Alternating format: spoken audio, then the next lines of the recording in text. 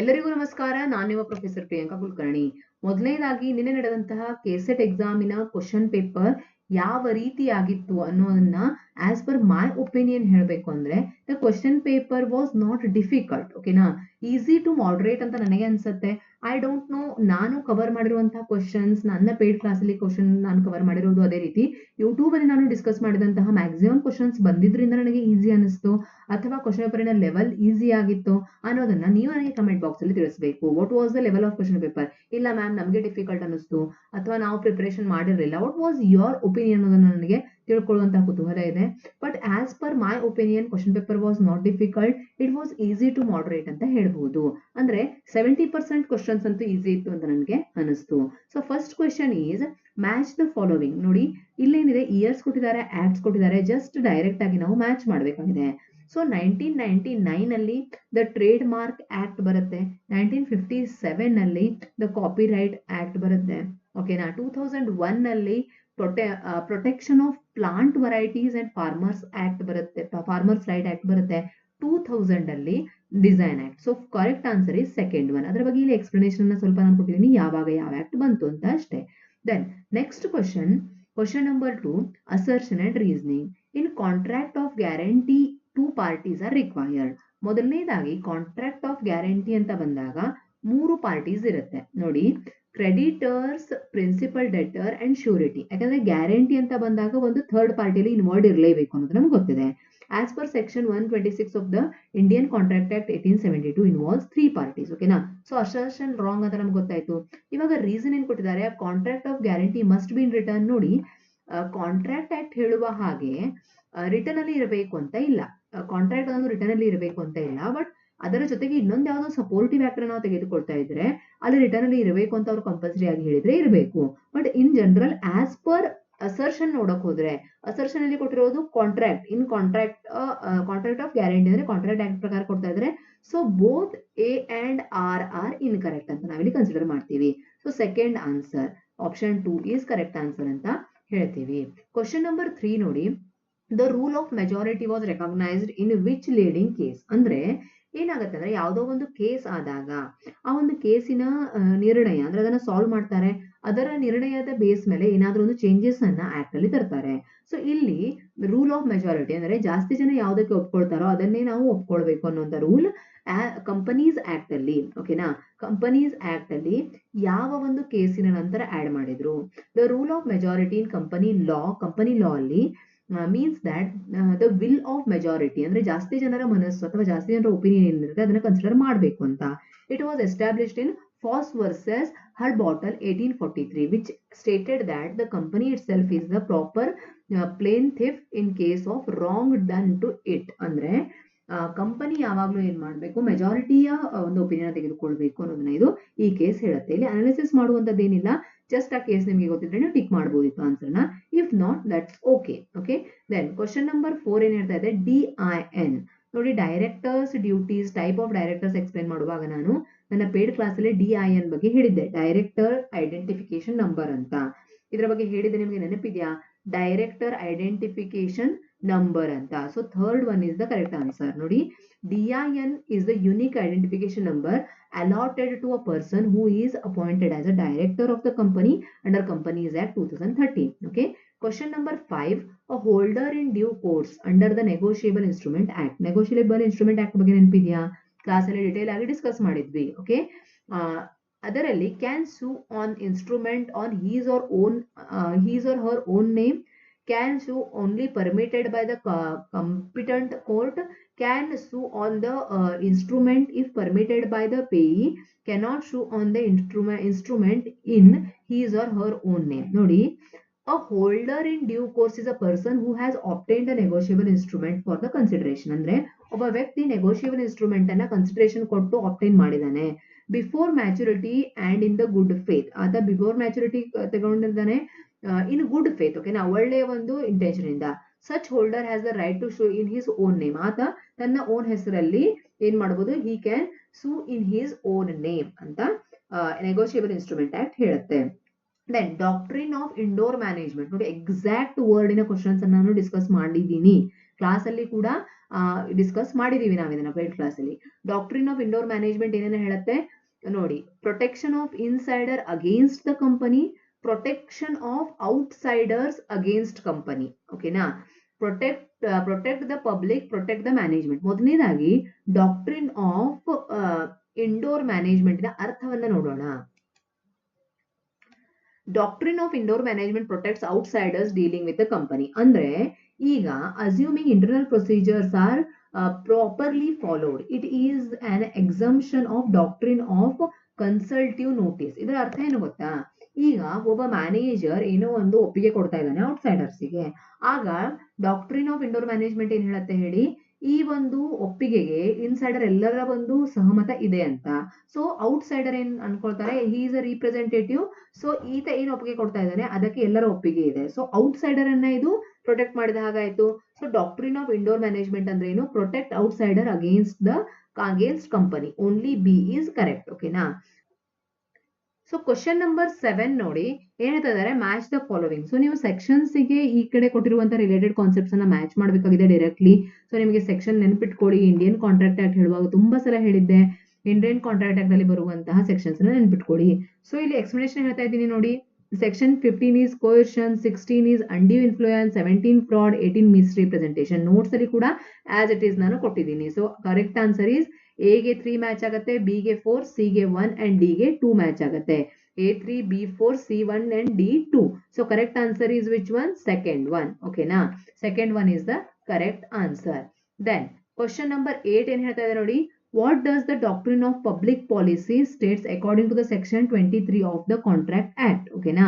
ಇವಾಗ agreement should always be in the favor of government. Agreement should be in the best interest of public.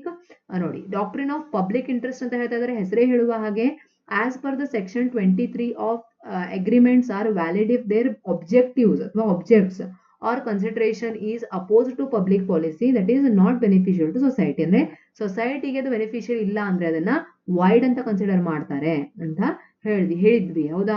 ಇದನ್ನ ನಾವು discuss ಮಾಡಿದ್ದು ನನಗೆ ನೆನಪಿದೆ, as it is. Okay ನೋಡಿ, what does nemo dat quod non habet means in the context of sales of goods act. ಈ ಒಂದು as it is ನಾವು ಒಂದು ಶಬ್ದವನ್ನ ಡಿಸ್ಕಸ್ ಮಾಡಿದ್ವಿ. ದಿಸ್ ಈಸ್ ನೋಡಿ ಲ್ಯಾಟಿನ್ ವರ್ಡ್. ಇದೇನಿದೆ ಒಂದು Latin maxim means a person cannot give what he does not have. ಅಂದ್ರೆ ಯಾವುದು ನಿಮ್ಮ ಹತ್ರ ಇಲ್ವೋ ಅದನ್ನ ನೀವು ಬೇರೆಯವರಿಗೆ ಕೊಡಕ್ಕೆ ಸಾಧ್ಯ ಇಲ್ಲ ಅಂತ ಈ ಒಂದು ಶಬ್ದದ ಅರ್ಥ. Okay, cannot give what he does not have ಅಂದ್ರೆ a seller without ownership cannot pass a valid title to buyer. ಅಂದ್ರೆ ಒಬ್ಬ ಸೆಲ್ಲರ್ ಏನನ್ನ ಸೆಲ್ ಮಾಡಬಹುದು, ಆತ ಏನನ್ನ ಹೊಂದಿದಾನೆ ಅದನ್ನ ಆತ ಸೆಲ್ ಮಾಡಬಹುದು, ಅದನ್ನ ಬಿಟ್ಟು ಬೇರೆದನ್ನ ಸೆಲ್ ಮಾಡೋಕೆ ಸಾಧ್ಯ ಇಲ್ಲ. ಇದೊಂದು ಲ್ಯಾಟಿನ್ ಒಂದು ಗಾದೆ ಮಾತು ಇದ್ದ ಹಾಗೆ ಅಂತ ಹೇಳ್ಬೋದು. What does nemo dat quod non habet means in the context of sales of goods act, no one can buy without permission ಅಂತನ, no one can sell without permission ಅಂತನ, no one can transfer without payment ಅಂತನ, no one can transfer a better title then what they have. ಅಂದ್ರೆ ಅವ್ರ ಹತ್ರ ಏನಿದೆ, ನಿಮ್ಮ ಹತ್ರ ಒಂದು ಅಂದ್ರೆ ಒಳ್ಳೆ ಕ್ವಾಲಿಟಿ ಕೂಡಿದೆ ಅಂದ್ರೆ ಅದನ್ನೇ ಸೆಲ್ ಮಾಡಬಹುದು, ಅದನ್ನೇ ಟ್ರಾನ್ಸ್ಫರ್ ಮಾಡ್ತೀರಾ. ನಿಮ್ಮ ಹತ್ರ ಇರೋದು ಲೋ ಕ್ವಾಲಿಟಿ ಅಂದ್ರೆ ಲೋ ಕ್ವಾಲಿಟಿನೇ ಸೆಲ್ ಮಾಡ್ತೀರಾ ಅಂತ ಅರ್ಥ. ಸೇಮ್ ಟೈಟಲ್ ಅನ್ನ ಟ್ರಾನ್ಸ್ಫರ್ ಮಾಡ್ತೀವಿ ಅಂತ ಅರ್ಥ. ಓಕೆ, ಕ್ವಶನ್ ನಂಬರ್ 10, ಅ ಫಾಸ್ಟ್ ಫುಡ್ ಬ್ರ್ಯಾಂಡ್. ನೋಡಿ ಎಷ್ಟು ಈಸಿ ಕ್ವಶನ್ ಬಂದಿದೆ. ಇದೇ ಎಕ್ಸಾಂಪಲ್ ಅನ್ನ ಬಾರಿ ಹೇಳ್ತಾ ಇರ್ತೀನಿ ನಾನು. Fast food brand like McDonald's expands globally by allowing local entrepreneurs to use its brand menu and business model. ಇದು ಒಂದು ಮೆಕ್ಡೊನಾಲ್ಡ್ಸ್ ಅನ್ನೋದು ಫ್ರಾಂಚೈಸಿಗೆ ಎಕ್ಸಾಂಪಲ್ ಅಂತ ನಮಗೆ ಗೊತ್ತು. ಓಕೆನಾ. Then an Indian resident wins 10,000 in lottery. Which of the following statement is true? ಲಾಟ್ರಿಯಲ್ಲಿ ಆದ ಹಣವನ್ನ ಗೆದ್ದಾಗ tax deductible under section 194B at 30%. ಇದನ್ನ ಡೈರೆಕ್ಟ್ ಆಗಿ ನೀವು ಸೆಕ್ಷನ್ ನೆನ್ಪಿಟ್ಕೊಳ್ಳುವಂತ ಅವಶ್ಯಕತೆ ಇದೆ. Question number 12, ICDS 8 deals with. ನೋಡಿ ಇಲ್ಲಿ ಕೂಡ ಡೈರೆಕ್ಟ್ ಸೆಕ್ಷನ್ಸ್ ಅನ್ನ ಕೇಳಿದ್ದಾರೆ. ಈ ICDS 8 ಅನ್ನೋದು ಒಂದು ಸೆಕ್ಯೂರಿಟೀಸ್ ಬಗ್ಗೆ ಹೇಳುತ್ತೆ.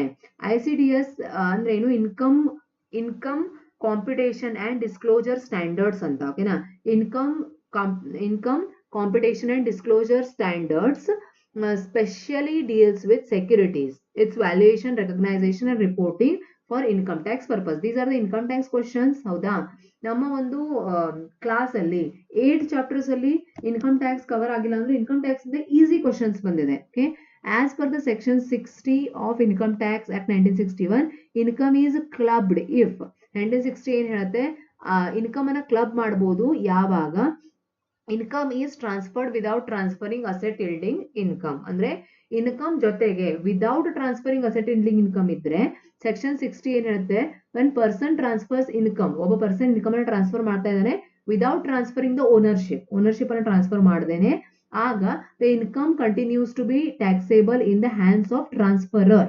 ಯಾರು ಟ್ರಾನ್ಸ್ಫರರ್ ಇದಾನೋ ಆತನಿಗೆ ಟ್ಯಾಕ್ಸೇಬಲ್ ಆಗುತ್ತೆ, ಯಾಕಂದ್ರೆ ಆತ ಓನರ್ಶಿಪ್ ಅನ್ನ ಟ್ರಾನ್ಸ್ಫರ್ ಮಾಡ್ತಾ ಇಲ್ಲ. ಸೆಕ್ಷನ್ 14 ಏನ್ ಹೇಳ್ತಾ ಇದೆ ನೋಡಿ, ಅಗೇನ್ ಮ್ಯಾಚ್ ದ ಫಾಲೋವಿಂಗ್ ಇದೆ. Section 32 depreciation, 228B rounding up of tax, section 10 exempted income, section 45 capital gain. ತುಂಬಾ ಮ್ಯಾಚ್ ದ ಫಾಲೋವಿಂಗ್ ಕ್ವಶನ್ಸ್ ನಿಮ್ಮ ಕ್ವಶನ್ ಪೇಪರ್ ಅಲ್ಲಿ ಆಸ್ ಇಟ್ ಇಸ್ ಮ್ಯಾಚ್ ಅನ್ನೇ ಕೊಟ್ಬಿಟ್ಟಿದ್ದಾರೆ, ನೀವು ನೋಡ್ಕೊಂಡು ಮ್ಯಾಚ್ ಮಾಡಬೇಕಿತ್ತು ಅಷ್ಟೇ. ಇಲ್ಲೂ ಕೂಡ ಆಸ್ ಇಟ್ ಈಸ್ A3B4C2 ನೋಡಿ, A3B4C2D1 ಇದೇ ರೀತಿ ಕೊಟ್ಟಿದ್ದಾರಾ? ಎಸ್, ಆಸ್ ಇಟ್ ಈಸ್ ಇದೆ. So third answer is third point ಏನಿದೆ ಅದು ಕರೆಕ್ಟ್ ಆನ್ಸರ್ ಅನ್ನ ಎಕ್ಸ್ಪ್ಲೇನ್ ಮಾಡ್ತಾ ಇದೆ. ಓಕೆನಾ? ಕ್ವಶನ್ ನಂಬರ್ 15 ಏನ್ ಹೇಳ್ತಾ ಇದೆ ನೋಡಿ, which among the following is are progressive tax. Progressive tax ಅಂದ್ರೆ ಏನ್ ಹೇಳಿ, ಮೊದಲನೇದಾಗಿ ಮೀನಿಂಗ್ ಅನ್ನ ತಿಳ್ಕೊಳ್ಳಿ. Increases with income level, income level ಜಾಸ್ತಿ ಆದ ಹಾಗೆ ಜಾಸ್ತಿ ಆಗ್ತಾ ಹೋಗುತ್ತೆ. Income tax is progressive because higher income affects higher tax rates ಅಂದ್ರೆ ಸ್ಲ್ಯಾಬ್ಸ್ ಇದೆ. Other taxes like GST and customs are indirect and regressive in nature. ಅಲ್ಲಿ ಏನಾಗುತ್ತೆ, ಜಾಸ್ತಿ ಆಗ್ತಾ ಹೋಗೋದಿಲ್ಲ, ಅದು ರಿಗ್ರೆಸ್ ಆಗ್ತಾ ಬರುತ್ತೆ. ಸೊ ಪ್ರೋಗ್ರೆಸಿವ್ ಟ್ಯಾಕ್ಸ್ ಜಾಸ್ತಿ ಆಗ್ತಾ ಹೋಗೋದು ಇನ್ಕಮ್ ಟ್ಯಾಕ್ಸ್ ಅಂತ. ಕ್ವಶನ್ ನಂಬರ್ 16 ನೋಡಿ, this is also from tax. ಮೊದಲ 10 ಕ್ವಶನ್ಸ್ ಏನ್ ಬಂತು ಹೇಳಿ, first section was legal aspects of business, this is income tax. Corporate tax rates impact all businesses equally. ನೋಡಿ, ನಾನೇನ್ ಹೇಳ್ತಾ ಇದ್ದೀನಿ, ಕಾರ್ಪೊರೇಟ್ ಟ್ಯಾಕ್ಸ್ ಎಲ್ಲ ಬಿಸ್ನೆಸ್ ಅನ್ನ ಒಂದೇ ತರ ಇಂಪ್ಯಾಕ್ಟ್ ಮಾಡತ್ತಾ? ಇಲ್ಲ. Corporate tax rates differ based on the turn over type of entity. Business ಇನ ಟೈಪ್ ಏನಿದೆ, ಟರ್ನ್ ಓವರ್ ಏನಿದೆ, ಅದರ ಬೇಸ್ ಮೇಲೆ ಕಾರ್ಪೊರೇಟ್ ಟ್ಯಾಕ್ಸ್ ಅಪ್ಲೈ ಆಗುತ್ತೆ, ಈಕ್ವಲಿ ಅಪ್ಲೈ ಆಗೋದಿಲ್ಲ. All business irrespective of turn over pay tax and the same rate. ಅಂದ್ರೆ ಎರಡು statement ಇಲ್ಲಿ ಏನಾಗಿದೆ, ಬೋತ್ ಸ್ಟೇಟ್ಮೆಂಟ್ಸ್ ಆರ್ ಫಾಲ್ಸ್. ಯಾಕಂದ್ರೆ ಬಿಸ್ನೆಸ್ ಇಲ್ಲಿ ಹೇಳಿದ್ದಾರೆ ನೋಡಿ, special provision like 115BAA, hence both statements are false. ಅಂದ್ರೆ whether the company opts for special provisions ಇದ್ರೆ corporate tax rates differ based on the turnover type of entity. Domestic ಇದೆಯಾ, foreign ಇದೆಯಾ, whether the company opt for special provision, ಇದರ base ಮೇಲೆ tax rate differ ಆಗುತ್ತೆ, ಒಂದೇ ತರ ಇರೋದಿಲ್ಲ. 17 ನೋಡಿ, ದ ಕ್ವಾಂಟಮ್ ಆಫ್ ಪೆನಲ್ಟಿ ಎಷ್ಟಿದೆ, under reporting and miss reporting. Under reporting ಮಾಡಿದ್ದಾರೆ ಇನ್ಕಮ್ ಟ್ಯಾಕ್ಸ್ ಅನ್ನ, ಅಥವಾ ಮಿಸ್ ರಿಪೋರ್ಟಿಂಗ್ ಮಾಡಿದ್ದಾರೆ under section 270A subsection 7 and under 270A subsection 8 of Income Tax Act 1961. ಮೊದಲನೇದಾಗಿ ಇಲ್ಲಿ ಎರಡು ಪಾಯಿಂಟ್ಸ್ ನಾನು ನಿಮಗೆ ಹೇಳ್ತಾ ಇದ್ದೀನಿ ನೋಡಿ. Under section 270A penalty is 50% of tax under reporting. Under ರಿಪೋರ್ಟಿಂಗ್ಗೆ 50% ಇದೆ, ಮಿಸ್ ರಿಪೋರ್ಟಿಂಗ್ಗೆ 200% ಇದೆ. ಓಕೆನಾ? ಸೊ ಇಲ್ಲಿ ಏನ್ ಕೇಳ್ತಾ ಇದ್ದಾರೆ, under reporting and miss reporting of income tax under section 270A subsection 7 and 270A subsection 8 ಅಂತ ಕೇಳ್ತಾ ಇದ್ದಾರೆ. ಸೊ ಇಲ್ಲಿ ಕೊಟ್ಟಿರೋದ್ರಲ್ಲಿ 100% ಅಂತೂ ಇಲ್ಲ, 150 ಅಂತೂ ಇಲ್ಲ. ಓಕೆನಾ? 50 ಮತ್ತೆ 200 ಮಧ್ಯೆ ನಾವು ಆಪ್ಷನ್ ನೋಡ್ಬೇಕು. ಈಗ ಎಕ್ಸ್ಪ್ಲನೇಷನ್ ಹೇಳಿದೆ, ಇವುಗಳಲ್ಲಿಯೂ ಕೂಡ 50% tax payable on under reported income ಅನ್ನೋದು ಕರೆಕ್ಟ್ ಇದೆ. ಅದರ ಜೊತೆಗೆ 200% of tax payable on under reported income due to misreporting. ಓಕೆನಾ? ಅಂಡರ್ ರಿಪೋರ್ಟೆಡ್ ಆಗಿದೆ, ಮಿಸ್ ರಿಪೋರ್ಟಿಂಗ್ ಇಂದ ಅದಕ್ಕೆ 200%. ಸೊ ಇಲ್ಲಿ ಆನ್ಸರ್ ನಿಮ್ಗೆ ಫೈನಲ್ ಕೀ ಆನ್ಸರ್ ಅಲ್ಲಿ 50% ಅಂತಾನು ಬರಬಹುದು. ಯಾಕಂದ್ರೆ ಇಲ್ಲಿ ನೋಡಿ ಏನ್ ಹೇಳ್ತಾ ಇದ್ದಾರೆ, 50% of the income tax under reported ಅಂತ ಇದೆ. ಬಟ್ ಇಲ್ಲಿ ಎರಡನ್ನು ಇನ್ಕ್ಲೂಡ್ ಮಾಡಿದ್ದಾರೆ, ಎರಡು ವಾಕ್ಯಗಳು ಇನ್ಕ್ಲೂಡ್ ಆಗಿದೆ. 200% ಯಾವಾಗ ಅಂಡರ್ ರಿಪೋರ್ಟೆಡ್ ಆಗಿದೆ due to misrepresentation. So as per my analysis third answer correct ಇರಬಹುದು ಅಂತ ನನಗೆ ಅನ್ಸುತ್ತೆ. ಓಕೆನಾ? Then question number 18, ICDS 9 and section 139AA clubbing of minors income, section 45(2) as it is. ಇದು ಕೂಡ ಮ್ಯಾಚ್ ಅನ್ನ ಕೊಟ್ಟಿದ್ದಾರೆ ನೋಡಿ. A ಗೆ 3 ಬರುತ್ತೆ, B ಗೆ 1, C ಗೆ 2, D ಗೆ 4. ಸೊ ಹಿಯರ್ ICDS 9 ಅನ್ನೋದು ಬಾರೋವಿಂಗ್ ಕಾಸ್ಟ್ ಅನ್ನ ಹೇಳುತ್ತೆ. Section 139AA quotation of Aadhaar number. Okay, and ಕ್ಲಬ್ಬಿಂಗ್ minors income 1500 ವರೆಗೂ ಎಕ್ಸಂಪ್ಟೆಡ್ ಇದೆ. Section 45(2) conversion of capital assets into stock trade ಅನ್ನೋದನ್ನ ಹೇಳುತ್ತೆ. ಓಕೆನಾ? ಸೊ ಇಲ್ಲಿ ಕೊಟ್ಟಿರುವಂತಹ ಮ್ಯಾಚಸ್ ಆಸ್ ಇಟ್ ಇಸ್, ನಾ ಹೇಳಿದ ಹಾಗೆ ಬೇರೆ ಬೇರೆ ಹಲವಾರು ಕ್ವಶನ್ಸ್ ಅಲ್ಲಿ ಆಸ್ ಇಟ್ ಇಸ್ ಕೊಟ್ಬಿಟ್ಟಿದ್ದಾರೆ. Then which of the following ITR form is used for filling the return of income by an individual having business income ಇದ್ದಾಗ ITR 3 ಅನ್ನ ಯೂಸ್ ಮಾಡ್ತಾರೆ, ನಿಮಗೆ ಗೊತ್ತಿರಬಹುದು. ITR 3 is applicable for individuals and HUFs having income from business or professions. Direct ನೋಡಿ, ಇಲ್ಲಿಗೆ income ಟ್ಯಾಕ್ಸಿನ questions ಇನ್ನೊಂದು ಎರಡು ಇರಬಹುದು. Income escaping assets is covered under section dash of income tax act 1961. ಅಂದ್ರೆ ಡೈರೆಕ್ಟ್ ಆಕ್ಟ್ ಅನ್ನೇ ಕೇಳಿದರೆ, ಈಗಿನ ಪ್ರೆಸೆಂಟ್ ಯಾವುದನ್ನು ಜಾಸ್ತಿ ಕೇಳಿಲ್ಲ. Income escaping assets is covered under section dash of income tax act 1961.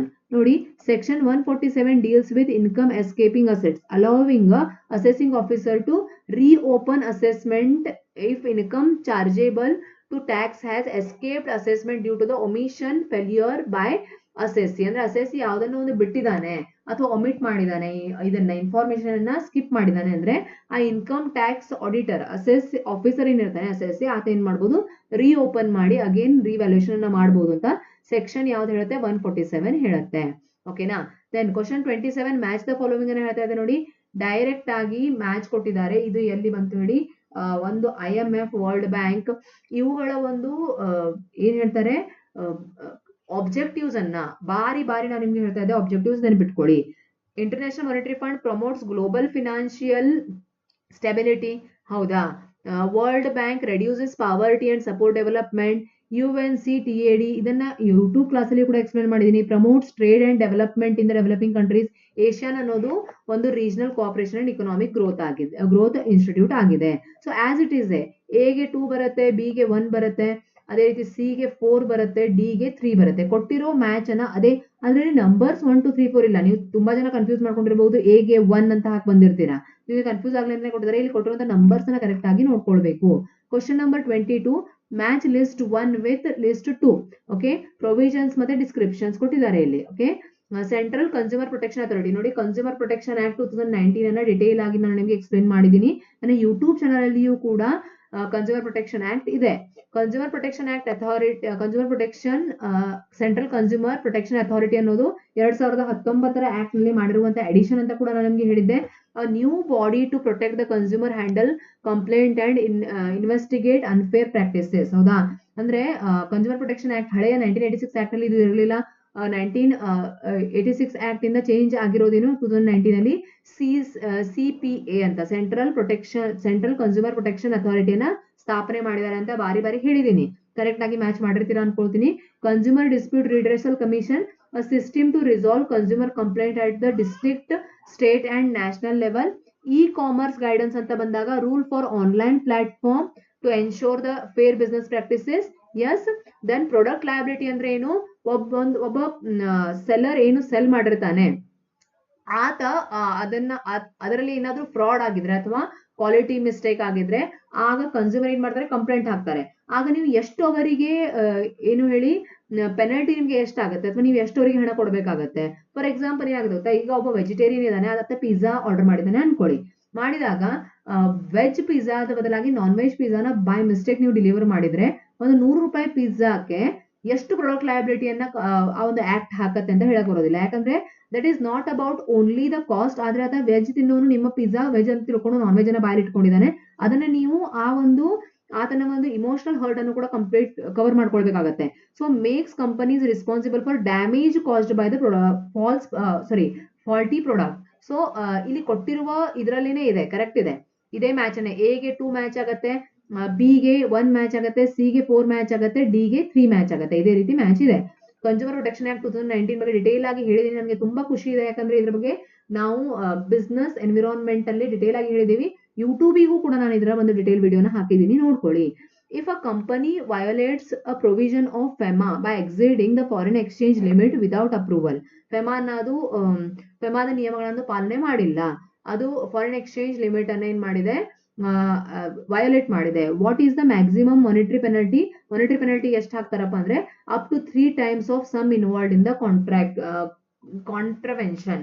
ಆ ಒಂದು ಫೆಮಾ ಆಕ್ಟ್ ಅಲ್ಲಿ ಏನ್ ಹೇಳ್ತಾರೆ ನೋಡಿ, section 13 of FEMA 1999, penalty can extend to 3 times the amount involved if quantifiable else 2 lakh rupees. ಅಂದ್ರೆ ಅಲ್ಲಿ ಆ ಕ್ವಾಂಟಿಟಿಯಲ್ಲಿ ಮೇಜರ್ ಮಾಡೋ ತರ ಇದ್ರೆ 3 times ಹಾಕ್ತಾರೆ. ಅಂದ್ರೆ 50,000 ಇದೆ ಅನ್ಕೊಳ್ಳಿ, 3 times 1,50,000.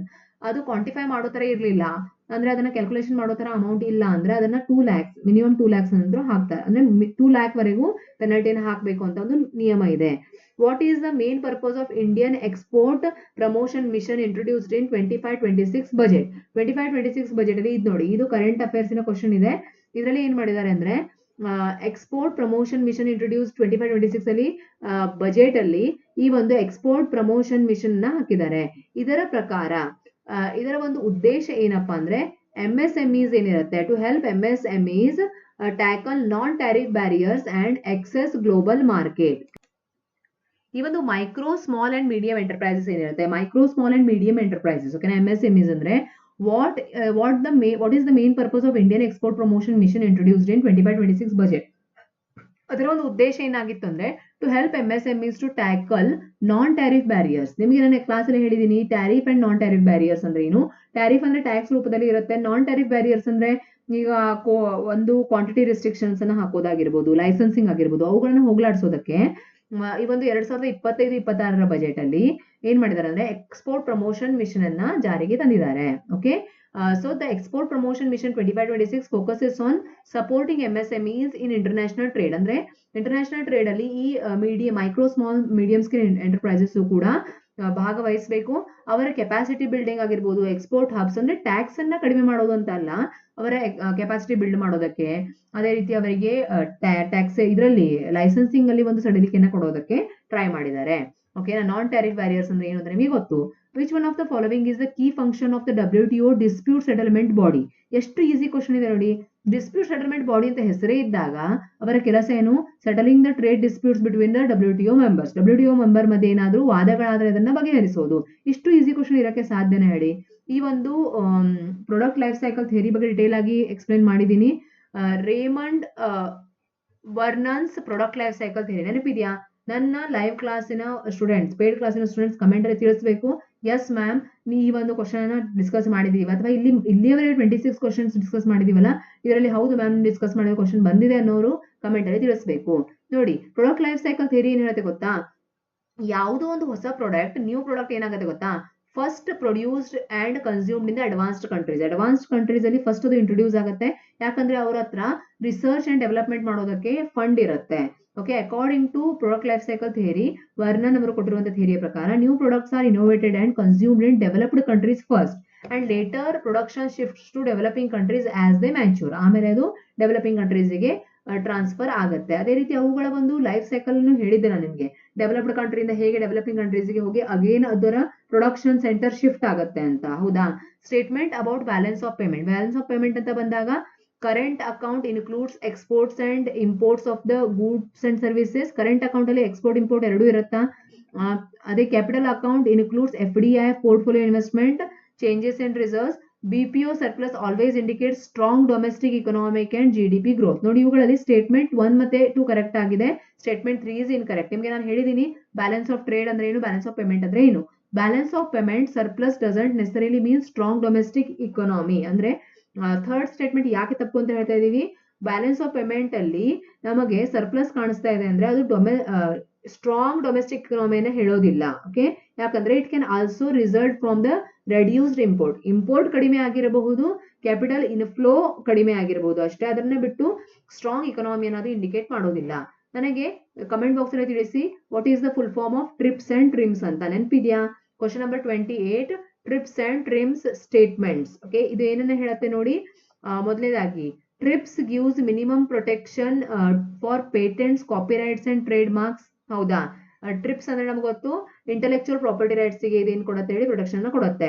ಟ್ರಿಮ್ಸ್ prohibits trade distorting rules like local content requirements. Local content requirement ಅನ್ನ ಕಡಿಮೆ ಮಾಡಿದ್ರೆ, ಅಂದ್ರೆ ಮೊದಲೇನಿತ್ತು, ನೀವು ಇಲ್ಲಿ ಬಿಸ್ನೆಸ್ ಸ್ಟಾರ್ಟ್ ಮಾಡ್ತಾ ಇದ್ದೀರಾ ಇಂಡಿಯಾದಲ್ಲಿ ಅಂದ್ರೆ ಇಲ್ಲಿನ ಲೋಕಲ್ ರಿಸೋರ್ಸ್ ಅನ್ನ ಯೂಸ್ ಮಾಡಲೇಬೇಕು ಇಂತ ಕೆಲವೊಂದು ಕಂಪಲ್ಷನ್ ಇತ್ತು. ಅದನ್ನ ಸ್ಟೇಟ್ಮೆಂಟ್ ಟ್ರಿಮ್ಸ್ ಅವರು ಏನ್ ಮಾಡಿದ್ದಾರೆ, ಸ್ವಲ್ಪ ಕಡಿಮೆ ಮಾಡಿದ್ದಾರೆ. ಟ್ರಿಮ್ಸ್ ಅಲ್ಲಿ ಅದನ್ನ ಕಡಿಮೆ ಮಾಡಲಾಗಿದೆ. ನೋಡಿ, ಇಲ್ಲಿ TRIMS restricts performance requirement like technology transfer ಆಗಿರ್ಬೋದು. It does not allow them, ಅವುಗಳನ್ನ ಅಲೋ ಮಾಡೋದಿಲ್ಲ. TRIPS ensures minimum intellectual property protection. ಹೌದಾ? ಹೀಗಾಗಿ ಇದೆರಡೂ ಕೂಡ ಕರೆಕ್ಟ್ ಆಗಿದೆ. TRIMS allows forcing tech transfer export targets ಇಲ್ಲ. So statement 3 is incorrect. ಹೀಗಾಗಿ 1 and 2 is correct, 3 is incorrect. TRIMS ಏನ್ ಮಾಡೋದಿಲ್ಲ, ಫೋರ್ಸಿಂಗ್ ಟ್ರಾನ್ಸ್ಫರ್ ಮಾಡುತ್ತಾ, ಫೋರ್ಸಿಂಗ್ ಟ್ರಾನ್ಸ್ಫರ್ ಅಥವಾ ಎಕ್ಸ್ಪೋರ್ಟ್ ಅನ್ನ ಮಾಡುತ್ತಾ, ಇಲ್ಲ. TRIMS allows forcing tech transfer or export targets, no, this is wrong. Question number 29, arrange the following capital flow from the most stable to most violent. ಏನ್ ನೋಡಿ, ನೀವೀಗ foreign direct investment ಮಾಡ್ತೀರಾ ಅಥವಾ foreign portfolio investment ಮಾಡ್ತೀರಾ, NRI deposits ಇದೆ, ಈ ಎಲ್ಲವುಗಳಲ್ಲಿ ಯಾವುದು ಜಾಸ್ತಿ ಸ್ಟೇಬಲ್ ಆಗಿದೆ? ಕ್ವಶನ್ ಎಷ್ಟು ಈಸಿ ಆಗಿದೆ, ಬಟ್ ಅದನ್ನೇ ಸ್ವಲ್ಪ ತಿರುಚಿ ಮುರುಚಾಗಿ ಕೇಳಿದ್ದಾರೆ. ನಿಮಗೆ ಗೊತ್ತು, FDI ಮಾಡಿದಾಗ ನಿಮಗೆ ಮ್ಯಾನೇಜ್ಮೆಂಟ್ ಮೇಲೆ ಕಂಟ್ರೋಲ್ ಇರುತ್ತೆ, ಇನ್ವೆಸ್ಟ್ಮೆಂಟ್ ಮೇಲೆ ಕಂಟ್ರೋಲ್ ಇರುತ್ತೆ. ಸೊ ಎಲ್ಲಕ್ಕಿಂತ ಸ್ಟೇಬಲ್ ಯಾವ್ದು ಹೇಳಿ? First of all FDI is the long term and most stable. ಅದಾದ್ಮೇಲೆ ಪೋರ್ಟ್ಫೋಲಿಯೋ ಇನ್ವೆಸ್ಟ್ಮೆಂಟ್ ಅಲ್ಲಿ ಏನಾಗುತ್ತೆ, ಇನ್ವೆಸ್ಟ್ಮೆಂಟ್ ಮಾಡ್ತೀರಾ ನೀವು, ಇದು ಶಾರ್ಟ್ ಟರ್ಮ್ ಅಂಡ್ ವಯೋಲೇಟ್ ಇರುತ್ತೆ. ಯಾಕಂದ್ರೆ ಯಾವುದೋ ಒಂದು ಕಂಪನಿಯ ಸ್ಟಾಕ್ ಅಲ್ಲಿ ನೀವು ಇನ್ವೆಸ್ಟ್ ಮಾಡ್ತಾ ಇದ್ದೀರಾ ಅಂದ್ರೆ ಇದು ವಯೋಲೇಷನ್ ಜಾಸ್ತಿ ಇರುತ್ತೆ. ಅಲ್ಲಿ NRI deposits and ECBs lie between them, ಅಂದ್ರೆ ಇದೆರಡರ ಮಧ್ಯೆ, ಅಂದ್ರೆ FDI ಜಾಸ್ತಿ stable, FPI least stable, portfolio investment, ಅದೆರಡರ ಮಧ್ಯೆ ಇವೆರಡು ಬರುತ್ತೆ, ಸೆಕೆಂಡ್, ಥರ್ಡ್ ಅಂಡ್ ಫೋರ್ತ್. ಓಕೆನಾ? ಸೊ 1 and 3 ಇವುಗಳ ಮಧ್ಯೆ 4 and 2 ಬರುತ್ತೆ. ಓಕೆನಾ? So first option is correct. Okay, then question number 30, statement about CSR committee. ನೋಡಿ, CSR ಕಮಿಟಿ ಬಗ್ಗೆ ಅಂತೂ 1000 ಸಲ ಹೇಳಿದೀನಿ ನಾನು, corporate social responsibility committee under section 2013. CSR committee is mandatory for companies under CSR obligation. ಹೌದು, mandatory ಇದೆ ಅಂತ ನಾನು ಹೇಳಿದಾಗ yes by companies act. It includes at least 1 independent director. ಹೌದು, ಇಂಡಿಪೆಂಡೆಂಟ್ ಡೈರೆಕ್ಟರ್ ಬಗ್ಗೆ ಎಕ್ಸ್ಪ್ಲೇನ್ ಮಾಡುವಾಗ ಮಾಡಿದ್ದೀನಿ, CSR ಬಗ್ಗೆ ಮಾಡುವಾಗಲೂ ಮಾಡಿದ್ದೀನಿ. Monitor and regulate CSR policies to the board. ಇದು ಏನ್ ಕೆಲಸನ ಮಾಡುತ್ತೆ? CSR ಪಾಲಿಸಿ ಯಾವ ರೀತಿ ಆಗಿದೆ ಅನ್ನೋದನ್ನ CSR ಕಮಿಟಿ ಏನ್ ಮಾಡುತ್ತೆ, ಬೋರ್ಡ್ಗೆ ಹೇಳುತ್ತೆ. So all ABC are correct ಅಂತ ನಾವು ಹೇಳ್ಬೋದು. ಕ್ವಶನ್ ನಂಬರ್ 31 ನೋಡಿ, ಆಸ್ ಇಟ್ ಈಸ್ ಕ್ವಶನ್ ಅನ್ನ ನಾನು ಯೂಟ್ಯೂಬಿನ ರಿಸರ್ಚ್ ಇದರಲ್ಲೂ ಕೂಡ ಹಾಕಿದ್ದೆ. ಸ್ನೋಬಾಲ್ ಸ್ಯಾಂಪ್ಲಿಂಗ್ ಅಂತ ಬಂದಿತ್ತ ಕ್ವಶನ್. ಸ್ನೋಬಾಲ್ ಸ್ಯಾಂಪ್ಲಿಂಗ್ ಅಂದ್ರೆ ಏನು? ಸ್ನೋಬಾಲ್ ಅಂದ್ರೆ ಏನು? ಒಂದು ಮಂಜುಗಡ್ಡೆಯ ಒಂದು ಬಾಲ್ ತರ ಅಂತ. ಓಕೆನಾ? ಈಗ ಮಂಜುಗಡ್ಡೆ, ನೀವು ಕಾಶ್ಮೀರಲ್ಲಿ ಇದೀರಾ ಅನ್ಕೊಳ್ಳಿ, ಮಂಜುಗಡ್ಡೆ ಒಂದು ಬಾಲ್ ತರ ಅದು ಫಾರ್ಮ್ ಆಗಿರುತ್ತೆ. ಮಂಜುಗಡ್ಡೆ ಒಂದು ಬಾಲಿನ ಫಾರ್ಮ್ ಅನ್ನು ತೆಗೆದುಕೊಂಡಿರುತ್ತೆ, ಅಂದ್ರೆ ಆ ಶೇಪ್ ಅಲ್ಲಿ, ರೌಂಡ್ ಶೇಪ್ ಅಲ್ಲಿ ಆಗಿರುತ್ತೆ. ಅದು ಕೆಳಗೆ ಬಂದ ಹಾಗೆ ಉರುಳುತ್ತಾ ಕೆಳಗೆ ಬಂದ ಹಾಗೆ ಅದು ಆ ಅಕ್ಕಪಕ್ಕದಲ್ಲಿರುವ ಎಲ್ಲ ಮಂಜನ ತನ್ನೊಂದಿಗೆ ಸೇರಿಸ್ಕೊಂಡು ದೊಡ್ಡ ಉಂಡೆಯಾಗಿ ಕನ್ವರ್ಟ್ ಆಗುತ್ತೆ. ಹೌದಾ? ಸೊ ಅದೇನಾಗತ್ತೆ ಅಂದ್ರೆ ದೊಡ್ಡದಾಗ್ತಾ ಬರುತ್ತೆ. ಅದೇ ರೀತಿ ಸ್ಯಾಂಪ್ಲಿಂಗ್ ಅಲ್ಲಿ ನಾವೇನ್ ಮಾಡ್ತೀವಿ, ಒಬ್ಬರನ್ನ ಯಾರನ್ನಾದ್ರೂ ಕಾಂಟ್ಯಾಕ್ಟ್ ಮಾಡ್ತೀವಿ, ಅವರು ಮುಂದಿನ ಒಬ್ಬರ ಒಂದು ಅಡ್ರೆಸ್ ಅನ್ನ ಕೊಡ್ತಾರೆ. ಫಾರ್ ಎಕ್ಸಾಂಪಲ್, ನೀವು ಇವಾಗ ಕಳ್ಳರ ಬಗ್ಗೆ ಅಥವಾ ಯಾರೋ ಒಬ್ರು ಕ್ರೈಮ್ ಮಾಡಿದ್ದಾರೆ ಅನ್ಕೊಳ್ಳಿ, ಕ್ರಿಮಿನಲ್ಸಿನ ಮೈಂಡ್ ಸೆಟ್ ಹೇಗಿದೆ ಅಂತ ನೀವು ಅನಲೈಸ್ ಮಾಡಬೇಕಾಗಿದೆ ಅಂದಾಗ, ನೀವು ಹೋಗಿ ನಿಮ್ಗೆ ಒಬ್ಬ ಕ್ರಿಮಿನಲ್ ಗೊತ್ತು, ಅವನ ಕಡೆಯಿಂದ ಬೈ ಮಿಸ್ಟೇಕ್ ಕ್ರೈಮ್ ಆಗಿದೆ ಲೈಫ್ ಅಲ್ಲಿ, ಆತನನ್ನ ಹೋಗಿ ನೀವು ಮೀಟ್ ಆಗ್ತೀರಾ, ಆತನಂತೆಯೇ ಇನ್ನು ಇರೋರನ್ನ ಆತ ಮುಂದೆ ಸಜೆಸ್ಟ್ ಮಾಡ್ತಾ ಹೋಗ್ತಾನೆ. ಓಕೆ, ಅದನ್ನ ನಾವೇನಂತೀವಿ, which type of the following refers to the method of sampling which core group of participants initially sampled for research study recruit or recommend other potential, ಅಂದ್ರೆ ಅವರೇ ಅಲ್ಲಿ ಇರುವಂತ ಕ್ರಿಮಿನಲ್ಸ್, ಅವರನ್ನ ನೀವು ಸ್ಟಡಿ ಮಾಡ್ತಾ ಇದ್ದೀರಾ, ಅಥವಾ ಡ್ರಗ್ ಎಡಿಕ್ಟ್ಸ್, ಅವರು ಮುಂದಿನವರನ್ನ ರೆಕಮೆಂಡ್ ಮಾಡ್ತಾರೆ. ಇದನ್ನ ಸ್ನೋಬಾಲ್ ಸ್ಯಾಂಪ್ಲಿಂಗ್ ಅಂತ ಕರೀತಾರೆ. ಯಾಕೆ ಸ್ನೋಬಾಲ್ ಸ್ಯಾಂಪ್ಲಿಂಗ್ ಅಂತಾರೆ ಅಂತ ನಾನು ನಿಮ್ಗೆ ಹೇಳಿದೆ. Question number 32, if goodwill raised at the time of retirement of the partner is to be written off, goodwill time of retirement of the partner written off ಆಗ್ತಾ ಇದೆ, then the capital account of the remaining partners, ಒಬ್ಬ retired ಆದ ಉಳಿದ ಪಾರ್ಟ್ನರ್ಸಿನ ಒಂದು account ಅಲ್ಲಿ ಅದನ್ನ sacrifice ratio ಅಲ್ಲಿ ನಾವೇನ್ ಮಾಡ್ತೀವಿ, ಕ್ರೆಡಿಟ್ ಮಾಡ್ತೇವೆ. When goodwill is return of, the partners who gain from the retaining partner share compensate him in their sacrificing ratio, ಅಂದ್ರೆ ಆತನಿಗೆ ಅವ್ರು ಏನ್ ಮಾಡ್ಬೇಕು, ಸ್ಯಾಕ್ರಿಫೈಯಿಂಗ್ ರೇಷಿಯೋದಲ್ಲಿ ಕಾಂಪನ್ಸೇಟ್ ಮಾಡ್ಬೇಕು ಅಂತ. Question number 33, premium received on issue of shares is, issue of shares ಮಾಡಿದಾಗ ಕಂಪನಿಗೆ premium ಸಿಗ್ತಾ ಇದೆ. So premium received on issue of share is ಒಂದು ಕ್ಯಾಪಿಟಲ್ ರಿಸಿಪ್ಟ್ ಅಂತ ಅದನ್ನ ಕಂಪನಿ ಕನ್ಸಿಡರ್ ಮಾಡುತ್ತೆ. Which of the following are assumptions of marginal costing. Marginal costing ಅಂತ ಬಂದಾಗ per unit selling price remains constant, per unit selling price constant ಆಗಿ ಉಳಿಯುತ್ತೆ, total fixed cost remain constant. ಓಕೆನಾ? ಅದೇ ರೀತಿ variable cost varies in the proportion of output, all elements of cost can be divided into fixed and variables. Yes, all four are correct. Okay, ಎಲ್ಲವೂ ಕೂಡ correct ಆಗಿದೆ. Very easy question. ಇಲ್ಲಿ calculate profit value ratio ಅಂತ ಹೇಳ್ತಾ ಇದ್ದಾರೆ. ಇಲ್ಲಿ value ಅಂದ್ರೆ sales ಅಂತ, ಪ್ರಾಫಿಟ್ ಅಂದ್ರೆ ಪ್ರಾಫಿಟ್ ನಮ್ಗೆ ಗೊತ್ತಿದೆ. ಇಲ್ಲಿ ನೋಡಿ, calculate profit value ratio calculate ಮಾಡಿ ಅಂತ ಹೇಳ್ತಾ ಇದ್ದಾರೆ. ಫಾರ್ಮುಲಾ ಏನು ಅಂತ ನಿಮ್ಗೆ ಗೊತ್ತೇ ಇದೆ. ಪ್ರಾಫಿಟ್ ವ್ಯಾಲ್ಯೂ ರೇಷಿಯೋ ಅಂತ ಬಂದಾಗ change in profit divide by change in sale. ಈಗ ಪ್ರಾಫಿಟ್ ನೋಡಿ 4,60,000 2023ರಲ್ಲಿ ಆಗಿದೆ, 22ರಲ್ಲಿ 3 ಲಕ್ಷ ಇತ್ತು. ಚೇಂಜ್ ಎಷ್ಟಾಯ್ತು? 1,60,000. 1,60,000 ಆಯ್ತು. ಅದೇ ಸೇಲ್ಸ್ 2,40,000 ಇತ್ತು, ಸಾರಿ 24 ಲಕ್ಷ, 20 ಲಕ್ಷ ಇದ್ದಿದ್ದು 24 ಲಕ್ಷ ಆಗಿದೆ. So 1,60,000 divided by 4,40,000. Very easy question.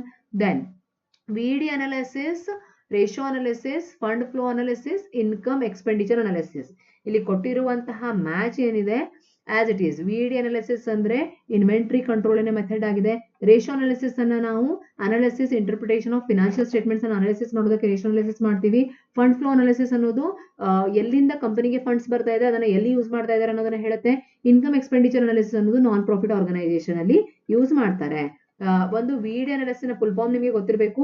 Vital, essential and desirable. ಅಂದ್ರೆ ಇನ್ವೆಂಟ್ರಿ ಮ್ಯಾನೇಜ್ಮೆಂಟ್ ಮಾಡುವಾಗ ವೈಟಲ್, ಎಸೆನ್ಷಿಯಲ್ ಮತ್ತೆ ಡಿಸೈರೇಬಲ್ ಅನ್ನೋದನ್ನ ನಾವು ಕನ್ಸಿಡರ್ ಮಾಡಬೇಕು. Question number 37, match the following. ನೋಡಿ, ಅಕೌಂಟಿಂಗ್ ಸ್ಟ್ಯಾಂಡರ್ಡ್ಸ್ ನೆನ್ಪಿಟ್ಕೊಳ್ಳಿ ಅಂತ ತುಂಬಾ ಸಲ ಹೇಳಿದೀನಿ. ಓಕೆನಾ? AS1, AS20 Indian accounting standards ಅನ್ನ ಇದು ಹೇಳ್ತಾ ಇದೆ. ಮ್ಯಾಚ್ ಮಾಡೋದಿದೆ ಅಷ್ಟೇ. ಓಕೆ, AS1 ಏನನ್ನ ಹೇಳುತ್ತೆ?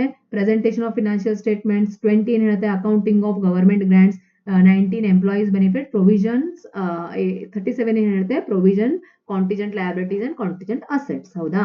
Then question number 38, the scope of valuation is wider than the verification. ನೋಡಿ, ಯಾವುದೋ ಒಂದು ವಿಷಯದಲ್ಲಿ, ಅಕೌಂಟಿಂಗ್ ಅಲ್ಲಿ ಬಿಡಿ, ಯಾವುದೇ ವಿಷಯದಲ್ಲಿ ನೀವು ವ್ಯಾಲ್ಯೂಯೇಷನ್ ಮಾಡ್ತಾ ಇದ್ದೀರಾ ಅಂದ್ರೆ ಲೆಕ್ಕಾಚಾರ ಮಾಡ್ತಾ ಇದ್ದೀರಾ. ವೆರಿಫಿಕೇಶನ್ ಅಂದ್ರೆ ಏನು? ಕರೆಕ್ಟ್ ಇದೆ ತಪ್ಪಿದೆ ಅಂತ ನೋಡ್ತಾ ಇದ್ದೀರಾ. ಸೊ ವ್ಯಾಲ್ಯೂಯೇಷನ್ ಅನ್ನೋದು ಜಾಸ್ತಿ ವೈಡ್ ಕಾನ್ಸೆಪ್ಟ್ ಆಗುತ್ತೆ ವೆರಿಫಿಕೇಶನ್ ಗಿಂತ. Statement 1 correct ಆದಾಗಾಯ್ತು.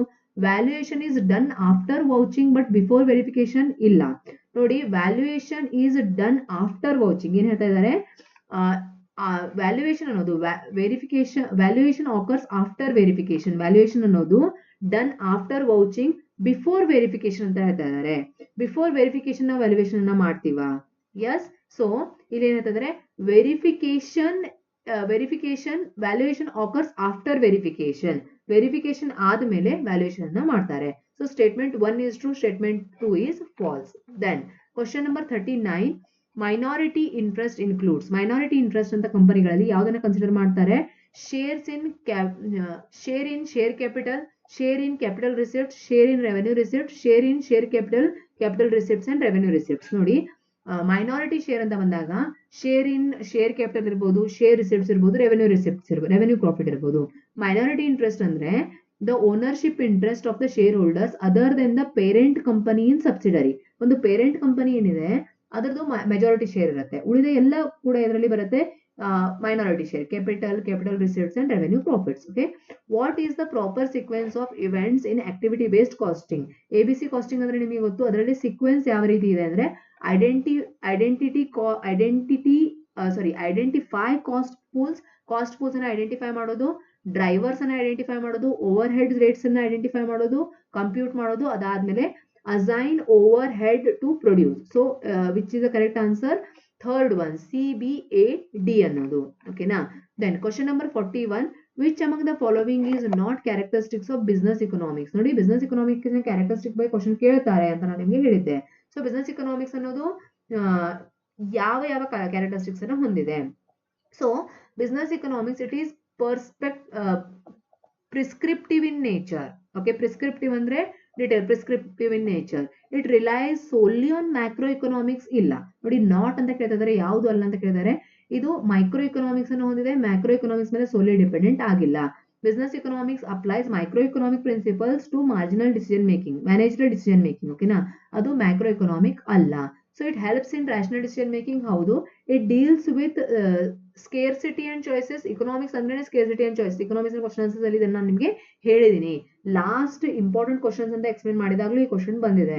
So it relies solely on macro economic tools ಅನ್ನೋದು ತಪ್ಪು. Okay, economics normative in nature. ಹೌದಾ? ಅವುಗಳಲ್ಲಿಯೂ ಕೂಡ ಒಂದು ಕ್ಯಾರೆಕ್ಟರಿಸ್ಟಿಕ್ಸ್ ಅನ್ನು ಹೇಳುವಾಗ ನಾನು ನಿಮಗೆ ಇದನ್ನ ಹೇಳಿದ್ದೀನಿ.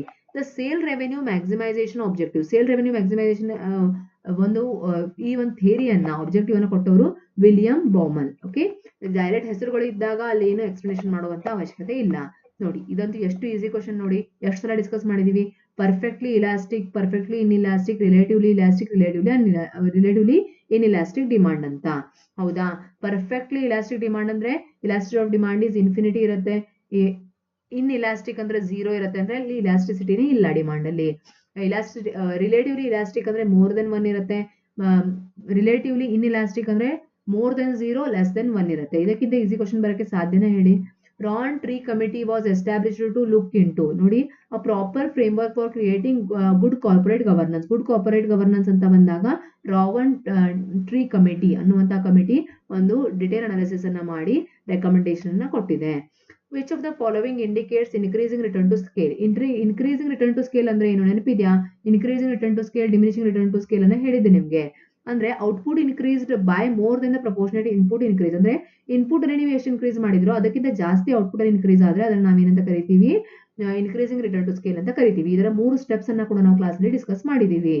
Then question number 46, you own a firm incurring a monthly loss of 1000, out of which 800 is fixed cost.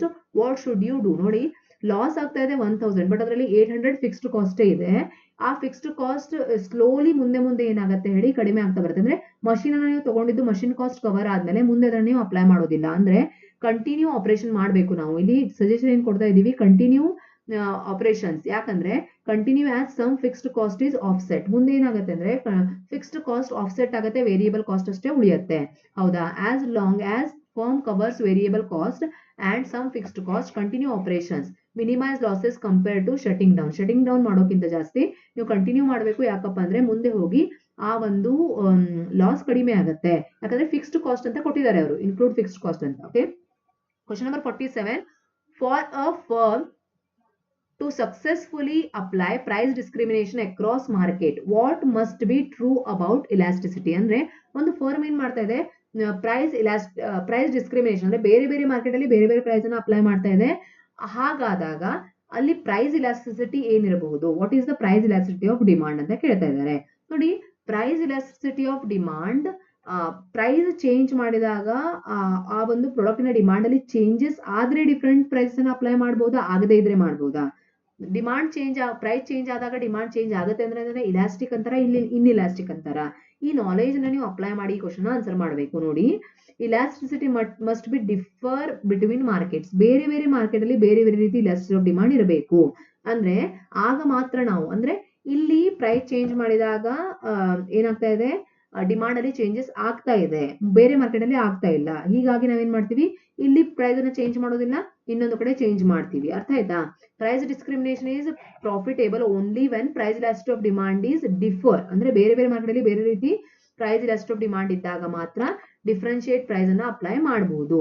Charging higher prices where demand is inelastic. Okay, ಏನ್ ಮಾಡ್ಬೇಕಾಗತ್ತೆ? ಎಲ್ಲಿ ಡಿಮಾಂಡ್ ಈಸ್ ಇನ್ಇಲಾಸ್ಟಿಕ್ ಇದೆ, elasticity must differ between the market. ಅದೇ ರೀತಿ ಇನ್ನೊಂದು question ನಿಮ್ಗೆ ಕೇಳಬಹುದಿತ್ತು ಅವರು, ಎಲ್ಲಿ ಜಾಸ್ತಿ ಪ್ರೈಸ್ ಅನ್ನ ಅಪ್ಲೈ ಮಾಡಬಹುದು ನೀವು ಹೇಳಿ? ಎಲ್ಲಿ price elasticity of demand is inelastic ಅಂದ್ರೆ ಎಲ್ಲಿ ಮಾರ್ಕೆಟ್ ಜಾಸ್ತಿ ಪ್ರೈಸ್ ಜಾಸ್ತಿ ಆದ್ರೂ ಕೂಡ ಸೆನ್ಸಿಟಿವ್ ಆಗಿ ವರ್ಕ್ ಮಾಡೋದಿಲ್ಲ, ಡಿಮಾಂಡ್ ಅದೇ ರೀತಿ ಇರುತ್ತೆ. ಅಥವಾ ಪ್ರೈಸ್ ಜಾಸ್ತಿ ಆದ್ರೂ ಕೂಡ ಡಿಮಾಂಡ್ ಜಾಸ್ತಿ ಆಗ್ತಾ ಹೋಗುತ್ತೆ. ಅಂತ ಒಂದು ಕೇಸಲ್ಲಿ ನೀವೇನ್ ಮಾಡಬಹುದು? ಹೈ ಪ್ರೈಸಸ್ ಅನ್ನ ಅಪ್ಲೈ ಮಾಡಬಹುದು. Question number 48, in oligopoly market when firm corporate to set prices and output levels, it is called. Oligopoly market ಅಲ್ಲಿ when firms cooperate to set prices ಅಂದ್ರೆ ಎಲ್ಲ ಫರ್ಮ್ಸ್ ಒಂದೇ ರೀತಿಯ ಪ್ರೈಸ್ ಅನ್ನ ಸೆಟ್ ಮಾಡೋದಕ್ಕೆ cooperate ಮಾಡುತ್ತೆ. ನಾವು ಕಿಂಗ್ ಡಿಮಾಂಡ್ ಕರ್ವ್ ಅನ್ನು ಕೂಡ ನೋಡಿದ್ವಿ, ಅದನ್ನ ಕೊಲ್ಯೂಷನ್ ಅಂತ ಕರೀತಾರೆ. Okay, collusive oligopoly occurs when competitive firms coordinate pricing output decisions, often forming a kettle to maximize joint profit ಜಾಸ್ತಿ ಬರುತ್ತೆ ಅಂತ. ನೋಡಿ, ಈ ಕ್ವಶನ್ ಕೂಡ ಈಸಿ ಆಗಿದೆ. ಇಕನಾಮಿಕ್ಸ್ ಎಲ್ಲ ಕ್ವಶನ್ಸ್ ನಾವು ಕವರ್ ಮಾಡಿರೋ ಕ್ವಶನ್ಸ್ ಬಂದಿದೆ. ಗಿಫನ್ ಗೂಡ್ಸ್ ಅಂದ್ರೆ ಬೇಸಿಕ್ ಪ್ರಾಡಕ್ಟ್ಸ್ ಅಂತ ನಾನು ನಿಮ್ಗೆ ಹೇಳಿದೆ. ರೈಸ್ ಇರ್ಬೋದು. ಸ್ನಾಪ್ ಇಫೆಕ್ಟ್ ಅಂದ್ರೆ goods consumed to display status ನ ಡಿಸ್ಪ್ಲೇ ಮಾಡೋದಕ್ಕೆ ಇಲ್ಲಿ ಪ್ರಾಡಕ್ಟ್ಸ್ ಅನ್ನ ಕನ್ಸ್ಯೂಮ್ ಮಾಡ್ತಾ ಇದ್ದಾರೆ. ವೆಬ್ಲನ್ ಗೂಡ್ಸ್ ಅಂದ್ರೆ ಲಕ್ಸುರಿ ಗೂಡ್ಸ್. ನೆಸರಿ ಗೂಡ್ಸ್ ಅಂದ್ರೆ ಸರ್ವೈವಲ್ ಗಾಗಿ ಬಳಸುವಂತ goods. So correct answer is 4th one. ಅಂದ್ರೆ ಎಗೆ 3 ಯಾವ್ದು ಮ್ಯಾಚ್ ಆಗುತ್ತೆ ಹೇಳಿ? Which one matches? ಇಲ್ಲಿ ಕೊಟ್ಟಿರುವಂತ ಮ್ಯಾಚ್ ಕರೆಕ್ಟ್ ಆಗಿದೆಯಾ? ನೋಡ್ಕೊಳ್ಬೇಕು. Giffen goods, see here. ನೋಡಿ, ಗಿಫನ್ ಗೂಡ್ಸ್ ಅಲ್ಲಿ ಏನಿರುತ್ತೆ? Inverse relationship, inferior staples. Snob goods consumer to display exclusivity. Veblen goods ಅಂದ್ರೆ demand rises with price rises. Necessity ಅಂದ್ರೆ basic survival goods. So just ಈ ಒಂದು answer ನ ಒಂದ್ಸಲ ಚೆಕ್ ಮಾಡ್ಕೊಳ್ಳಿ. ಈ answer just I will edit the answer. Yes, ಇಲ್ಲಿ ಕೊಟ್ಟಿರುವಂತ ಆನ್ಸರ್ ಏನಿದೆ ಇದೇ ಕರೆಕ್ಟ್ ಆಗಿದೆ. ಅಂದ್ರೆ ಎಗೆ 4 ಮ್ಯಾಚ್ ಆಗುತ್ತೆ, ಬಿ ಗೆ 1 ಮ್ಯಾಚ್ ಆಗುತ್ತೆ, ಸಿ ಗೆ 2 ಮ್ಯಾಚ್ ಆಗುತ್ತೆ, ಡಿ ಗೆ 3 ಮ್ಯಾಚ್ ಆಗುತ್ತೆ. ನಾನು ಹೇಳಿದಾಗೆ maximum match the following questions ಅಲ್ಲಿ ಅದೇ ಮ್ಯಾಚ್ ಅನ್ನ ಕೊಟ್ಬಿಟ್ಟಿದ್ದಾರೆ. ಇಲ್ಲಿ ಎಕ್ಸ್ಪ್ಲನೇಷನ್ ಕೂಡ ಕೊಟ್ಟಿದ್ದೀನಿ. ಕ್ವಶನ್ ನಂಬರ್ 50 ಏನ್ ಹೇಳ್ತಾ ಇದ್ದಾರೆ ನೋಡಿ, which one of the following statements are correct. Cheating in cartels aims at short term gains. ಹೌದು, ಚೀಟಿಂಗ್ ಅನ್ನೋದು ಶಾರ್ಟ್ ಟರ್ಮ್ ಗೇನ್ಸ್ ಅನ್ನ ಫೋಕಸ್ ಮಾಡ್ತಾ ಇರುತ್ತೆ, ಶಾರ್ಟ್ ಟರ್ಮ್ ಗೇನ್ಸ್ ಆಗುತ್ತೆ. ಎಲ್ಲಿವರೆಗೂ ಚೀಟಿಂಗ್ ಅನ್ನ ಐಡೆಂಟಿಫೈ ಮಾಡಿ ಅವ್ರನ್ನ ಹಿಡಿಯಲಾಗೋದಿಲ್ಲ ಅಲ್ಲಿವರೆಗೂ ಗೇನ್ ಆಗುತ್ತೆ.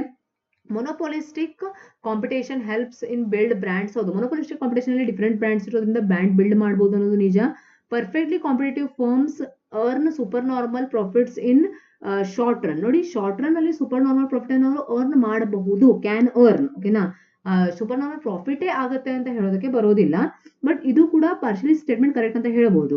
ಇಫ್ ರಿಬಾಕ್ ಶೂಸ್ ಎಕ್ಸಿಟ್ ಆದ್ರೆ ವುಡ್ಲ್ಯಾಂಡ್ ಶೂಸ್ಗೆ ಇಲಾಸ್ಟಿಸಿಟಿ ಲೋ ಆಗತ್ತಾ? ಇಲ್ಲ, ಇದು ರಾಂಗ್. 3 ಸ್ಟೇಟ್ಮೆಂಟ್ಸ್ ಕರೆಕ್ಟ್ ಆಗಿದೆ, ಬಟ್ ಪ್ರಿಫರೇಬಲಿ 1 and 2 ಕರೆಕ್ಟ್. ಓಕೆನಾ, ಆದ್ರೆ ಆನ್ಸರ್ ಅನ್ನ 1, 2 and 3 ಕರೆಕ್ಟ್ ಅಂತ ಕೂಡ ಕೊಡ್ಬೋದಿತ್ತು. ಆದ್ರೆ for time being this exact combination is not provided. Exact combination ಕೊಟ್ಟಿಲ್ಲ ಇಲ್ಲಿ, ಹೀಗಾಗಿ 1 ಮತ್ತೆ 2 ಅಂತೂ ಕರೆಕ್ಟ್ ಅಂತ ನಮಗೆ ಗೊತ್ತು, 1 and 2 ಓನ್ಲಿ ಅಂತ ಗೊತ್ತು, ಕರೆಕ್ಟ್ ಇದೆ ಅಂತ ನಮಗೆ ಗೊತ್ತು. ಥರ್ಡ್ ಅನ್ನ ಇವ್ರು ಯಾಕೆ ಕನ್ಸಿಡರ್ ಮಾಡದೇ ಇರಬಹುದು? ಎಕ್ಸಾಕ್ಟ್ಲಿ ಸೂಪರ್ ನಾರ್ಮಲ್ ಪ್ರಾಫಿಟೇ ಆಗುತ್ತೆ ಅಂತ ಹೇಳೋದಕ್ಕೆ ಬರೋದಿಲ್ಲ. ಓಕೆನಾ, ಇಲ್ಲಿ ಎಕ್ಸ್ಪ್ಲನೇಷನ್ ಕೊಟ್ಟಿದ್ದೀನಿ ನೋಡಿ, can earn super normal profit. ಓಕೆನಾ, ಯಾಕಂದ್ರೆ price is more than average cost ಇರುತ್ತೆ, ನಾರ್ಮಲ್ ಪ್ರಾಫಿಟ್ ಅನ್ನ ಸೂಪರ್ ನಾರ್ಮಲ್ ಪ್ರಾಫಿಟ್ ಅನ್ನ ಗಳಿಸಬಹುದು. ಲಾಂಗ್ ರನ್ ಅಲ್ಲಿ ಮಾತ್ರ ಸೂಪರ್ ನಾರ್ಮಲ್ ಪ್ರಾಫಿಟ್ ಅನ್ನ ಗಳಿಸೋದಕ್ಕೆ ಸಾಧ್ಯನೇ ಇಲ್ಲ, ನಾರ್ಮಲ್ ಪ್ರಾಫಿಟ್ ಮಾತ್ರ ಸಾಧ್ಯ ಅಂತ ನಾವು ಹೇಳ್ತೀವಿ. ಇಲ್ಲಿ ಫೋರ್ತ್ ಅಂತೂ ಫಾಲ್ಸ್ ಅಂತ ನಾವು ಪ್ರೂವ್ ಮಾಡ್ತೀವಿ, ಯಾಕಂದ್ರೆ Reebok and Woodlands are close substitutes. ಎರಡು ಕೂಡ ಕ್ಲೋಸ್ ಸಬ್ಸ್ಟಿಟ್ಯೂಟ್ಸ್ ಇದೆ. So cross price elasticity between them is high, not low. ಅವರ ಮಧ್ಯೆ ಏನಾಗುತ್ತೆ ಅಂದ್ರೆ ನೋಡಿ, cross elasticity of demand, elasticity for Woodland shoes is low ಅಂತ ಹೇಳ್ತಾ ಇದ್ದಾರೆ, ಇದು ಹೈ ಅಂತ ಆಗ್ಬೇಕಿತ್ತು. ಓಕೆನಾ, ಸೊ 50 ಕ್ವಶನ್ಸ್ ಅಂತ ನಾವು ಡಿಸ್ಕಸ್ ಮಾಡಿದೀವಿ. ಇದರ ಪಾರ್ಟ್ 2 ಅಲ್ಲಿ ನಾವು ಉಳಿದ 50 ಕ್ವಶನ್ಸ್ ಅನ್ನ 51 to 100 ಅನ್ನ ಡಿಸ್ಕಸ್ ಮಾಡ್ತೀವಿ. ನಾನು ಹೇಳಿದಾಗೆ ದಿಸ್ ಇಸ್ D1. ಹೌದಾ, D1 ಸೀರೀಸಿನ ಇದು ಆನ್ಸರ್ ಆಗಿದೆ. ಇದ್ರ ಜೊತೆಗೆ ನಾನು ಏನ್ ಮಾಡ್ತೀನಿ ಅಂದ್ರೆ ಎಲ್ಲ ಆನ್ಸರ್ಸ್ ಅನ್ನ ಒಂದು PDF ಮಾಡಿ ಅಟ್ಯಾಚ್ ಮಾಡ್ತೀನಿ. ಅಂದ್ರೆ ಕ್ವಶನ್ ನಂಬರ್ 1 ಗೆ A ಆನ್ಸರ್, ಈ ರೀತಿ ಆನ್ಸರ್ ಈ ತರ ಮಾಡಿ ಕೂಡ ನಿಮಗೆ ಪ್ರೊವೈಡ್ ಮಾಡ್ತೀನಿ. ಧನ್ಯವಾದಗಳು. ಇದರ ಮುಂದಿನ ಭಾಗವನ್ನು ನೋಡೋದಕ್ಕೆ ಮರಿಬೇಡಿ, ಅದು ಕೂಡ ಬೇಗನೆ ಅಪ್ಲೋಡ್ ಆಗತ್ತೆ.